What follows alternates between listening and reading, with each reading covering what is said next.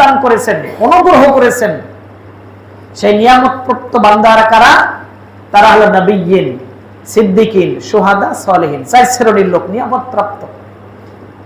তারা আল্লাহর পক্ষ থেকে নিয়ামত প্রাপ্ত। তারা দুনিয়া থেকে জান্নাতের সুসংবাদ পেয়ে তারা দুনিয়া থেকে বিদায় নিয়েছে। 1 নম্বর হলো নবিয়্যিন, নবীগণ।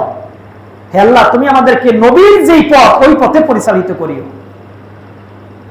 সিদ্দিকিন, যারা প্রকৃত সত্যবাদী, সত্যের উপর টিকে ছিল, হে আল্লাহ, তারা যেই পথ অবলম্বন করেছে ওই পথে আমাদেরকে পরিচালিত করিও। শুহাদা, আল্লাহর রাস্তায় যারা নিজের জীবনকে বিলিয়ে দিয়েছে একমাত্র আল্লাহকে সন্তুষ্ট করার জন্য, আল্লাহ সেই ধরনের আকাঙ্ক্ষা, সেই রাস্তায় আমাদেরকে পরিচালিত করিও। সালেহিন, নেককার বান্দারা। সুতরাং এরা হলো নিয়ামত প্রাপ্ত। এই নিয়ামত প্রাপ্ত বান্দাদের পথে আমাদেরকে পরিচালিত করবেন। এই দোয়াগুলো আমরা আল্লাহর কাছে চাচ্ছি। আর গায়রিল মাগদুবি আলাইহিম ওয়ালাদ-দাল্লিন, আর আমাদেরকে ওই পথে চালাবেন না। আমরা কিন্তু প্রার্থনা করছি আল্লাহর কাছে, এই সূরা ফাতিহা পড়ছি আর কি করছি?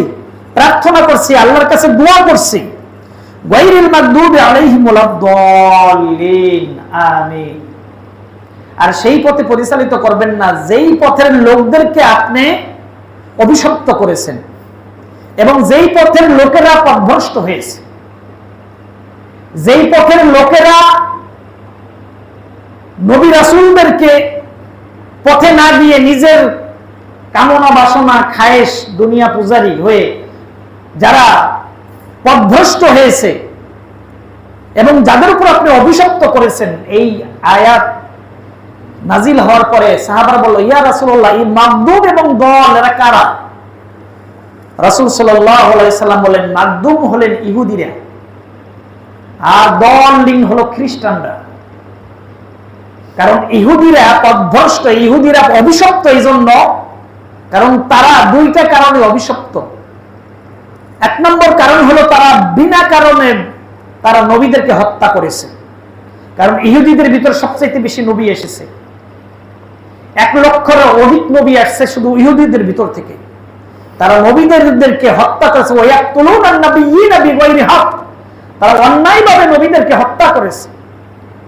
2 নম্বর ছিল যেটা ফিরআউনের আমলে তারা করেছে, সেটা হলো মেয়েদেরকে বাদ দিয়ে শুধুমাত্র পুরুষ সন্তানকে তারা হত্যা করেছে। এজন্য তারা অভিশপ্ত, এজন্য যে তারা সত্যের পথ বেছে নেয় নাই, সবসময়